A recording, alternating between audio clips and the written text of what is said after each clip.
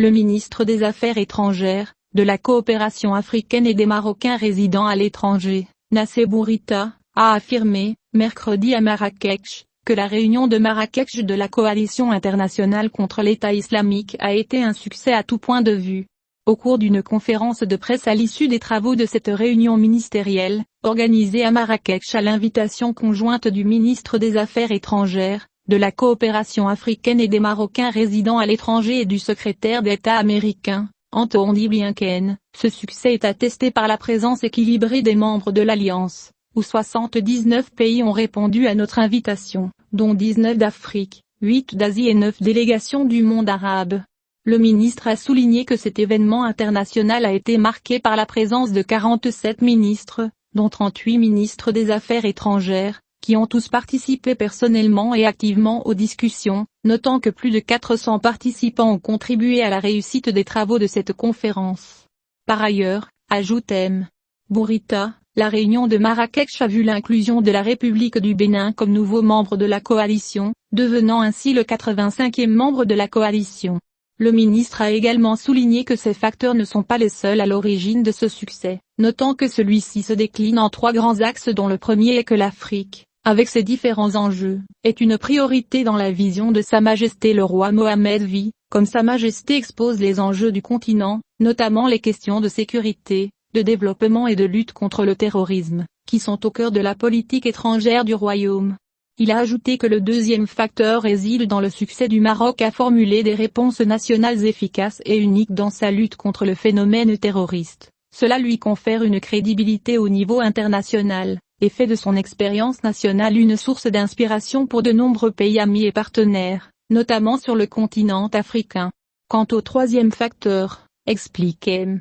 Bourita, il porte sur la profonde conviction et la ferme conviction du Maroc que la lutte contre le terrorisme nécessite un effort collectif global et coordonné qui aborde les différents aspects de ce phénomène, dans le cadre d'une approche fondée sur la coopération internationale et la coordination. Le ministre s'est félicité que la réunion de Marrakech de l'Alliance internationale pour vaincre l'État islamique ait reflété ces 3 axes issus de la vision royale, l'accent étant fortement mis sur la situation en Afrique, soulignant que cet accent était nécessaire car l'Afrique est devenue un cible majeure du terrorisme. Dans ce contexte, il a mentionné qu'il y a 27 entités terroristes basées en Afrique sur la liste des sanctions du Conseil de sécurité des Nations Unies en tant que groupe terroriste, et que l'Afrique subsaharienne a enregistré 48% des décès dus au terrorisme mondial en 2021, portant le nombre de victimes à 3461 victimes. Il a également noté que le nombre total de morts a atteint 30 000 personnes dans les attaques terroristes dans la région au cours des 15 dernières années,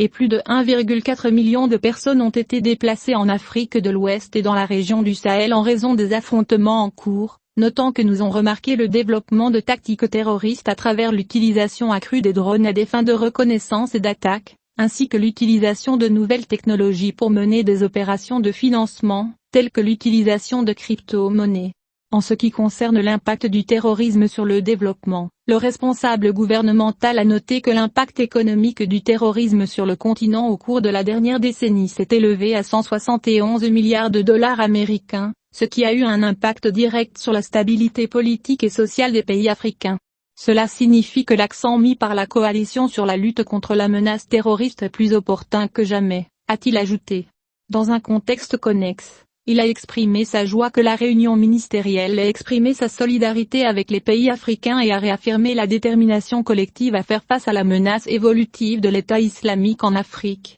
Il a également noté avec satisfaction le soutien ministériel aux résultats du groupe de réflexion sur l'Afrique, qui a tenu sa première réunion plénière ici à Marrakech, il y a 2 jours, sous la coprésidence du Maroc, des États-Unis, du Niger et de l'Italie. D'autre part, M. Bourita a souligné que la réunion ministérielle de la coalition internationale représentait une occasion unique de réfléchir ensemble sur l'évolution de la menace posée par l'État islamique dans d'autres régions du monde, en particulier le soi-disant ISIS Khorasan. Il a souligné que les discussions de la réunion ministérielle se sont concentrées sur la détermination et l'engagement continu à garantir les acquis de la coalition contre les au Moyen-Orient, en particulier par des efforts pour parvenir à la stabilité, et l'accent mis sur la lutte contre la menace mondiale de l'est grâce à une et la coordination globale des efforts, qui est une caractéristique distinctive de la coalition. Ces discussions ont également souligné l'importance des efforts menés par des civils en tant que pierre angulaire de la prochaine vague de la campagne visant à vaincre